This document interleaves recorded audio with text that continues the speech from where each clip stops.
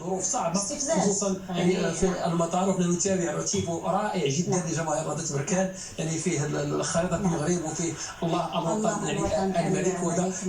برافو، نعم برافو لجماهير نهضة بركان. طبعا تيفو رائع لفريق جماهير فريق نهضة بركان طبعا في هذا الموعد إياب النصف نهائي مسابقة كأس الكاف.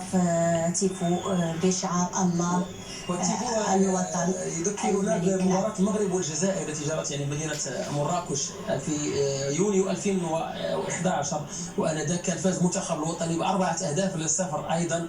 تلك المباراة زينها الجمهور بتيفو، اتذكر انه يعني كان يعني مماثلا لتيفو جماهير نهضة بركان. نعم كما قلت، وايضا راية خارطة المغرب وكما كنشوفوا الاعلام الوطن دائما كعادتها. طبعا جماهير نهضة بركان نتابع الصورة غنية عن أي تعليق. الصورة تتبين بأنه دائما في هذه المشاكل ربما تنزيد يعني تكون هذيك سميتو، وحتى يعني تتولي هذاك التشبت يعني بالوطنيه، التشبت يعني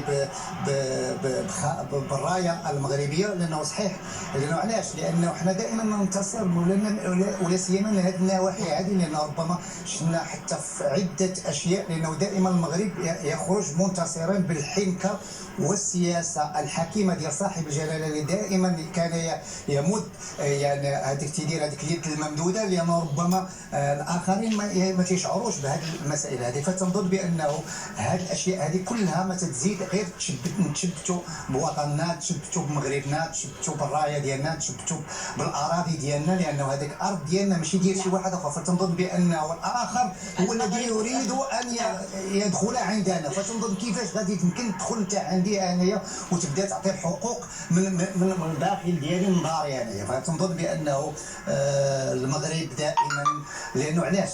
لانه حنايا ما حاضينش الناس، حاضين نفوسنا حنايا وتنقارنوا ونبغيو نطوروا، وهذا هو اللي تيعطينا هاد الثمار هذه. لانه اليوم فالمغرب ولا اصبح يعني عمله صعبه، يعني لا في السياسه ولا في الرياضه ولا في جميع المجالات ولا في الاقتصاد ولا في. تنظن بانه المغرب غادي في الاتجاه الصحيح. نعم، وكتشوف حتى الجماليه ديال الملعب البلدي لمدينه بركان الذي كان جاهزا لاجراء هذه المباراه، مباراه اياب نصف نهائي مسابقه كاس الكاف بين نهضة بركان واتحاد العاصمه الجزائري بحضور جماهيري كبير.